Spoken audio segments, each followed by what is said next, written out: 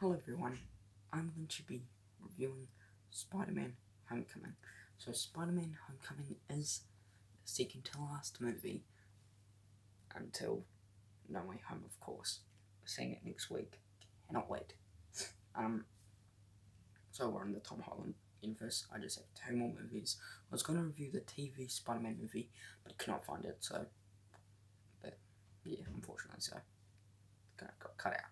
But anyway, let's get into this review of Spider-Man Homecoming. Spider-Man Homecoming is directed by John Watts, screenplay by Jonathan Goldstein, John Francis Daly, John Watts, Christopher Ford, Chris McKinnon, Eric Summers, story by Jonathan Goldstein and John Francis Daly, based on Spider-Man by Stan Lee and Steve Ditko, produced by Kevin Feige and Amy Pascal, starring Tom Holland, Michael Keaton, Jon Favreau, Gwyneth Paltrow, Zendaya, Donald Glover, Jacob Batalon, Laura Harrier, Tony Revell, Brookham Woodbine, Tyron Daly, Marissa Tomei, and Robert Downey Jr. Cinematography from Silvio Totino, edited by Dan Lebenthal and Debbie Berman, music by Michael Giacchino, production companies from Columbia Pictures, Marvel Studios, and Pascal Pictures. Distributed by Sony Pictures, released June 28th, 2017 in Hollywood for the premiere, and July 7th, 2017 in the United States. Ran for 133 minutes. The budget for this movie is $175 million, and the box office it got $880.2 million. Plot: Following the Battle of New York in 2012, Adrian Toomes and his salvage company are contracted to clean up the city, but the operation is taken over by the Department of Damage Control, DODC. A partnership between Tony Stark and the US government enraged at being driven out of business. Toomes procedures his employers to keep the technology they have already scavenged and used to create and sell advanced weapons, including a flying vulture suit. Toomes uses to steal the technology power cells. 8 years later, Peter Parker is drafted into the Avengers by Stark to help with the internal dispute in Berlin, but resumes his studies at Middletown School of Science and Technology when Stark tells him he is not ready to become a full Avenger. Parker quits his school academic decathlon team to spend more time focusing on his crime-fighting activities as Spider-Man. His best friend Ned eventually discovers his secret identity. Parker comes across Toomes associated Jackson Bryce / Shocker and him insults, selling weapons to the local criminal Aaron Davis. Parker saves Davis before being caught by Toomes in the vulture suit and dropped in the lake, nearly drowning after becoming tangled in a parachute built in his suit. He is rescued by Stark, who is monitoring the Spider-Man suit he gave Parker and warns him against further involvement with the criminals. Cast: Tom Holland as Peter Parker / Spider-Man. Michael Keaton as Adrian Toomes, the Vulture. Jon Favreau as Harold Happy Hogan, we go by Happy. Zendaya as Michelle Jones or MJ. Donald Glover as Aaron Davis.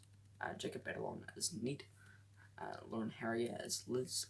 Tony Revell as Eugene Flash Thompson, or goes by Flash Thompson. Brookham Woodbine as Herman Schultz, Shocker. Tyron Daly as Anne-Marie Hogue. Marissa Tomei as May Parker. Robert Downey Jr. as Tony Stark / Iron Man, of course, you should know that. And more development. Following the November 2014 hacking of Sony's computers, emails between Sony Pictures Entertainment co-chairman Amy Pascal and President Doug Burke-Grade were released, stating that Sony wanted Marvel Studios to produce a new trilogy of Spider-Man films, while Sony retained creative control, marketing, and distribution. A discussion between Sony and Marvel broke down, and Sony planned to proceed with its own slate of Spider-Man films. However, in February 2015, Sony Pictures and Marvel Studios announced that they would release a new Spider-Man film with Kevin Feige and Pascal producing, the latter through her company Pascal Pictures. The character would first appear in earlier Marvel Cinematic Universe film, later revealed to be Captain America Civil War.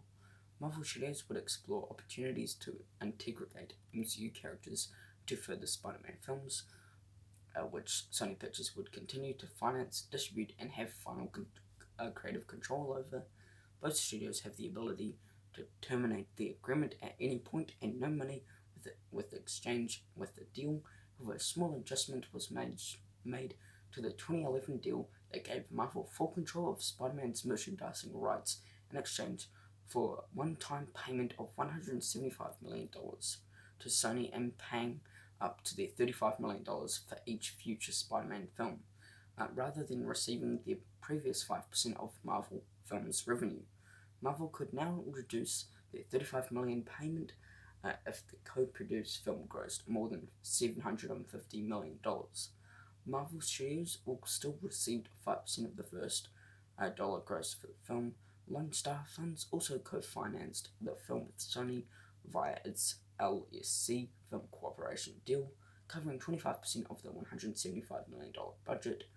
While Columbia Pictures officially served as co-producer with Marvel Studios, Sony also paid Marvel Studios an undisclosed producer fee.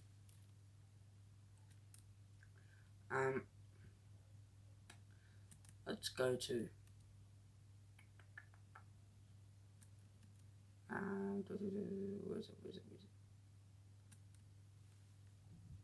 On to box office. Spider-Man Homecoming grossed over $334.2 million in the United States and Canada, and $546 million in other territories, for a worldwide total of $880.2 million. The film had the second biggest global IMAX opening for a Sony film, with $18 million. In May 2017, a survey from Fandango indicated that Homecoming was the second most anticipated summer blockbuster behind Wonder Woman. By September 24th, 2017, the film had earned $874.4 million worldwide, becoming the highest grossing superhero film of 2017 and the sixth largest film based on a Marvel character. Deadline Hollywood calculated the film's net profit of $200.1 million, accounting for production, budget, marketing, talent, participation, and other costs. Box office gross and home media revenues placed it 7th on their list of the 2017's most valuable blockbusters. The film earned $50.9 million on its opening day in the United States and Canada, including $15.4 million from its Thursday night previews, and had a total weekend gross of $117 million, the top film for the weekend. It was the second highest opening for both a Spider-Man film and a Sony film after Spider-Man 3's at $151.1 million debut in 2007. Now some of my thoughts for Spider-Man Homecoming. This film, I love, of course. I love my Spider-Man movies. I think Tom Holland is not my favourite Spider-Man. Tobey Maguire, of course, is going to be my favourite Spider-Man. Grew up with him. But Tom Holland is a great actor. He's not my favourite actor of all time, but he is a great actor. Spider-Man Homecoming, I think, does a good job with character story. I think they did very well with Spider-Man Peter Parker. I think Tom Holland is a great age to play that role. Love the villain of Vulture, played by Michael Keaton. I think Michael Keaton did an absolutely fantastic job. And even the side characters as Ned, MJ, Aunt May, Happy Hogan, a little bit. What would you? Yeah, I think Iron Man was a main character, but all the side characters, I think they did fantastic. And then Iron Man again was fantastic. But this movie, I really loved it. The story was fantastic. I think it's a great start to Tom Holland's Spider-Man universe, even though we're literally about to end it in a week. But there's going to be another 3 Spider-Man movies, but it's the end of the Homecoming trilogy next week, so I can't wait for Spider-Man No Way Home. But anyway, Spider-Man Homecoming, I'm going to be giving my score 4.5 out of 5 stars. Percentage, I'm going to be giving that a 94%. rating, I'm going to be giving it an A-, and out of 10, I'm going to be giving it a 9.4 out of 10. Thank you for watching my review for Spider-Man Homecoming. Hope you enjoyed it. Stay tuned to my Spider-Man Far From Home review on Monday. Peace. Hope you enjoyed this review. Please subscribe to my channel, it'll be a big help. Thank you for watching. Take care. Peace.